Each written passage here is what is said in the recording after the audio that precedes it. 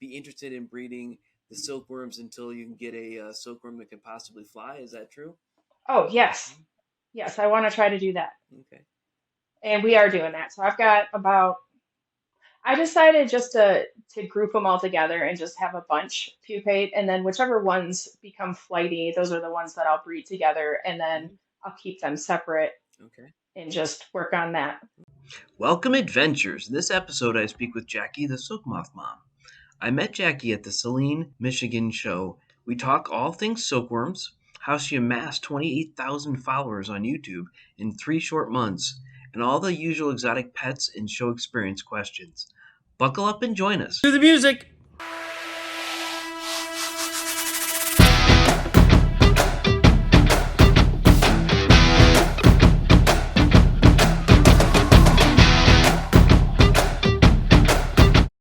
Welcome, adventurers. Today I have Jackie Rice. Can you please introduce yourself?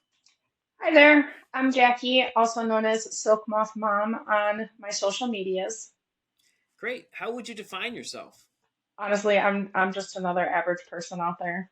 I just enjoy raising silkworms, and I like the moths and learning about them and learning about other bugs. What was your first exotic pet? Bearded dragon. Bearded dragon. You got one there on your shoulder. Who is that? I do. This one's Lieutenant Danny, but my first bearded dragon's name was Pancake, but she passed away a couple years ago. Oh. What other exotic pets have you kept? I got the Jackson's chameleon, corn snake, leopard gecko, different isopods, 13, no, 14 different tarantulas, whip spiders, vinegaroons. And I mean, I guess rats and hamster, not hamsters, but gerbils are technically exotic. So I had those when I was younger, Sure. but Okay. um, as an adult, all the reptiles and insects and arachnids. Tell me how you got into raising the silkworms and their moths. Oh, so my first bearded dragon Pancake, my husband found her on Craigslist and told me about her. So I decided that I would go get her because I did always want a bearded dragon. And she unfortunately came with metabolic bone disease, which turned into gout. And I needed a feeder insect that didn't exasperate the gout symptoms. So I read that silkworms were really good for that. So I checked out my first reptile expo, which was at Taylor, Mhm. and found a lady there who had silkworms. She hasn't had them since, but which was what got me into raising them because I couldn't find them anymore. So I ordered eggs and chow on Amazon and uh, started raising them. Do you go to Taylor and Saline and all those other shows, right? As I say, the first expo I ever vendored was Fremont in Ohio, Yeah, I'm very familiar with but Fremont. So when was that? probably about 3.5 years ago. Okay, so that was before I ever went to Fremont. So yes. I've only gone there two or three Mhm. times. Then I met my buddy Mike, so I get to go to Taylor every month. Mhm. Saves me quite a bit of mileage. And you actually went to Saline as well, right? Yep, I do Celine. Okay. Do you do any other expos? Nope, just those two. Okay. How did you make the decision to go ahead and sell at expos? I needed to sell off the overflow of the worms. There's a lot. I definitely underestimated the egg amount when I got them, and not only was the dining room taken over by silkworms, but so was my front room. So I had to find an expo to go to and sell. That's great. It's how we get into So these things is very unusual sometimes. So that's really exciting. But do you vend anything else besides the silkworms? no, that's it. Okay. Are you currently raising anything? I was gonna say I guess I do make those jumping spider enclosures too, Okay. but How'd you get into that? I like crafting, and it seemed to kind of fit to go on the tables to kind of go with the theme of reptile expos. I also like spiders and jumping spiders. I have one, Mhm. and I like making everybody's enclosures. So I heard that you also had some tarantulas. So how'd you get into those? yeah. So I used to be deathly afraid of spiders, and I kind of got sick of being scared of them. So I started with catching them in the house and releasing them outside. And then I wanted to get a tarantula. I didn't know how to do it. So a friend of mine that I met through my kid's school, her daughter had gotten one through Fear Not, Mhm. and she sent me to them, and I decided I was going to get my first tarantula and just fully get over it. Mhm. I didn't quite fully get over it then, but I'm good now. That's great. That's um, a little bit of systematic desensitization. That's what we call it in the medical field. When we is this your day job then? The silkworms. And No, would you mind telling us what you do during the day? Or the hobby.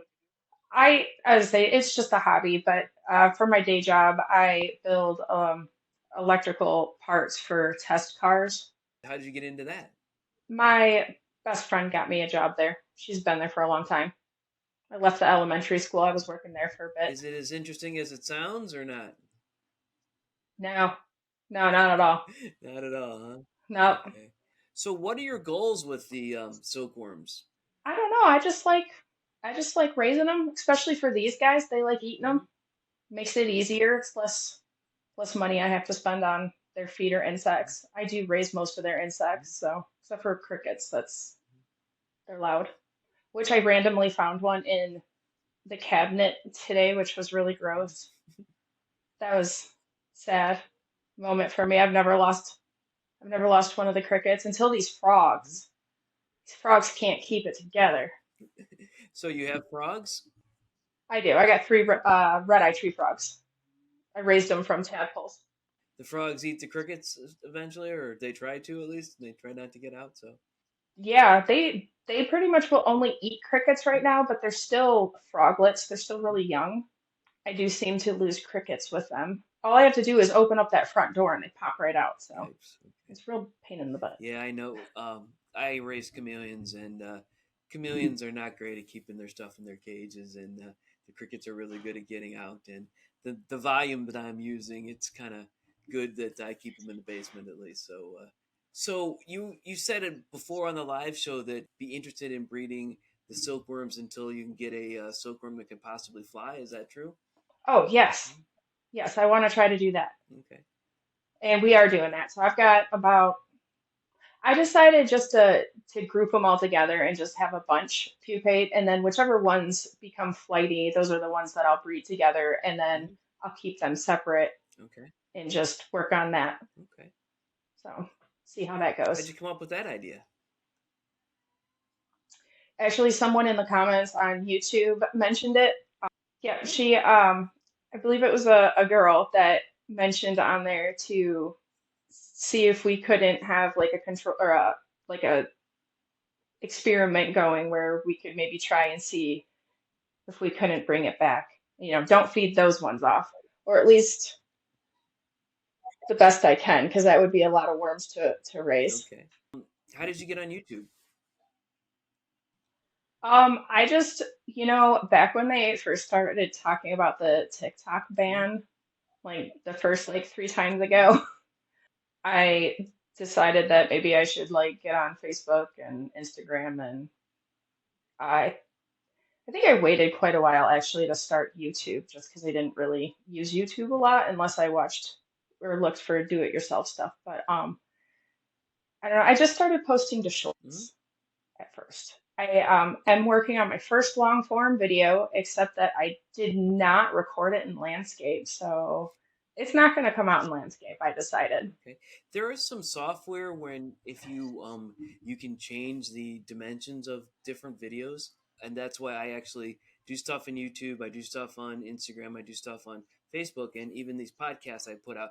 Both of the podcasts I put out on Spotify and all these others, but I also put them out in YouTube, and I'll advertise them on Instagram, and I'll cut them and change the size and the shape of it in a different way. So Oh, okay. yeah, if I'll have to try yeah, that.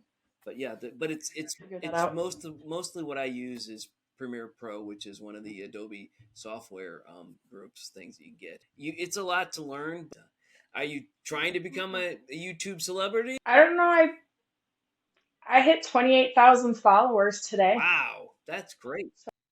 I got invited into the monetization program and all that, and I thought, well, maybe I could do like silkworm raising lessons and I mean other stuff I have no idea. But I can definitely do the experiment and definitely have more thorough videos on how to raise them at least. Because like TikTok and Facebook and Instagram, you only get a short amount of time to fit in a lot of information when it comes to Yeah. them. My So, co-host on the live show, Bill Strand, was he did podcasts, which are long form, but he also did a lot of shorter videos, and he had to get used to doing the long form videos, and it's been a chore for him to kind of get used to that. How long have you been doing YouTube that you got 28,000 followers? I started about 3 months ago. Wow. What video did you do that went viral, or that got so popular? Do you know? All my silk Hmm. moth, basically the silk moths, and then people pretty much just comment on those. It really across all the platforms, it's the silkworms and silk moths. I mean, I pretty much just post reptiles and stuff when I'm having slow days. So yeah, the So, the silkworms and silk moths seem to be very popular. It's just interesting that they're so popular and so cool, but they only last, a couple weeks or what have you. So and then they're gone, and then you have to go start yeah. over again. So that's why my wife says we should get into them, but she's like, but the moth, I really like the moths, but they only last a couple weeks, and then you're sad when they're gone, and you have to start it over again. So what is your goal with this YouTube thing, or have you not decided about that? I kind of was at first I was just kind of seeing where it would go Hmm. because I was like, I don't know, woke up one day and I had like 52 followers and it kind of hung there for like a good month and a half. And then all of a sudden I hit 100 followers and my kids were like, "Well, I bet you can't get to 1,000 subscribers." And I was like, hold my, hold my soda. Um, but yeah, then I told them today, they asked me, they're like, well, how many followers? And I was like, actually, I hit 28,000 today. And Henry just looked at me like, what? He's like, you can make money. So how many children do you have? I was like, yeah, I have three boys. Uh, you mind telling me the ages, or Yep. Yep. The twins are 11 and the youngest is 10. There's okay? a 10.5 month difference. So yeah, we have five. Yep. But they're every 2 years. It's of 10 years of Busy. busyness and what have you. But the oldest is 26 this week, and the youngest is 17. So there's that's Wow. a big spectrum, but they're much older. So are you looking to do something with Facebook or Instagram with this kind of popularity, or are you just sticking on those for different reasons, or I kind of like all of hmm? them. I've met some people through each one of them, and I kind of just talk to them almost a couple times a week at least. And most people seem to be on Facebook. I guess the difference between each platform is like TikTok, you're always put in front of new people like 95% of the Hmm? time, so it's not always the community is harder to Hmm? build. Instagram, I kind of feel like the community is harder to build, but Facebook, it was easy to build like a community of people. So I like that about Facebook. So, do you have a Facebook group about silkworms, or just a community that follows you? I do have a group. I'm terrible about it, and I think I've only posted once. So, other people posting to it, or is there just no activity on it? No, no, we just all like kind of hang out, like, and do nothing with it. Too busy being popular on YouTube to build the Facebook community, which is good. I mean, you got to concentrate on one thing at a time. I think, yeah, I'm kind of putting some extra energy into the YouTube platform um, for now. And then I'd like to get more videos, more like how-to videos, like of hands-on stuff and show people. And I'm always down for people trying new ways and giving me feedback, like on what works and what doesn't work. So So, hints and tips about how to do silkworms, and so you usually are doing shorts, like 30-second shorts or what have you. Is that what you're doing mostly on YouTube? Have you done a long form video, or 30 seconds to 1 minute okay? for the most part. Okay. I have a few over a minute, like on TikTok, but Nothing 20 or 30 minutes or anything like that. nope, No. Okay. nope, shorter the Because better. YouTube used to be only long form video, and they went to then they got into the competition with TikTok, and Instagram and Facebook started to do these shorts, so they got into doing the shorts. So that's crazy because a couple years ago you wouldn't even have been able to do these on YouTube, and now you've got 28,000 followers from just the shorts. So what's next for you? No idea. Oh, I'm going to Tinley this weekend. Oh, you are going to That's Tinley. it. I'm going to be there too. Okay. Yeah. Are you going to vend there, or are you just going to go? You're just going. Okay. No, I'm just going Okay. for a long weekend. Great. Have you been to Tinley before? No, I've never been. My friend Vanessa, she works with NARBOC and ARBC. I always call it NARBOC, but she invited me to come up, so I'm down rather. Great. So I'm excited to meet her because I met her through TikTok like a year and a half ago. So I'm actually excited to meet her in person. It's really nice. It's huge. It's like you could go from one end. I've only been there once, but you go to one end and you can't even see the other end. And it kind of is kind of like a C-shaped thing, so you have to look differently to see the other end. And there's one smaller building, one smaller part of the building. When you turn to your right, then turn to your left, you can't see it. But Jennifer and Abby and Mary were just we were just moving and moving and trying to see everything. We couldn't see it all in one day, and so we even had the VIP tickets, which allowed you to get in early, and that's really neat because you can get in early and be without the crowd. Early without the crowd is like all the other reptile shows I've ever been to. That's how busy that is. But when it's really really busy, when everybody's there, there's a lot of people there. So even I sometimes have to go. I need to go sit somewhere and think, can I? Because I can't keep running from place to place, and I don't know how. I think I took 1,000 pictures the last Tinley, and so I didn't know what to do with all of them. But it was kind of neat to Wow.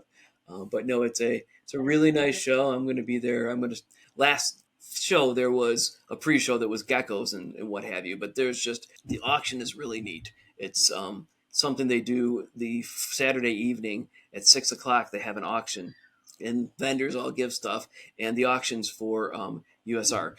Last Tinley, Adeline Robinson, I don't know if you know, she's the artist who's often there, has 4 or 5 booths. She got married because she had been there for 10 years and met her husband there, and they got married at the auction itself, which was strange because my daughter and I went to the auction. My 17-year-old daughter, insisted that we go, even though we were exhausted. We went, we got in, and then she wanted to leave because it was boring. And we left before we didn't even know there was going to be a wedding.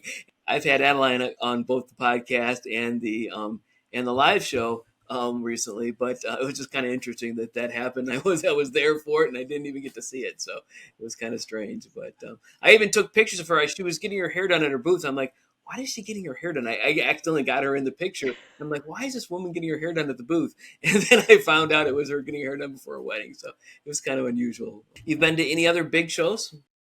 No, that'll be my first one. Yeah, there's another one in Pittsburgh called the Mega Show, which is a 2 day show. It also has a VIP stuff, but it doesn't have the auction. It's not as near. It's about half or 2/3 the side of Tinley. So I haven't been to the other in the other NARBCs, but because Chicago's very close to me as well. I'm probably about the same distance as you. What's the best way to get a hold of you if people want to reach out to you? I'm pretty responsive on Facebook, more so than Instagram. But if you catch me on TikTok, I see those messages too. Instagram, I never see messages. I have to actively like go search for them.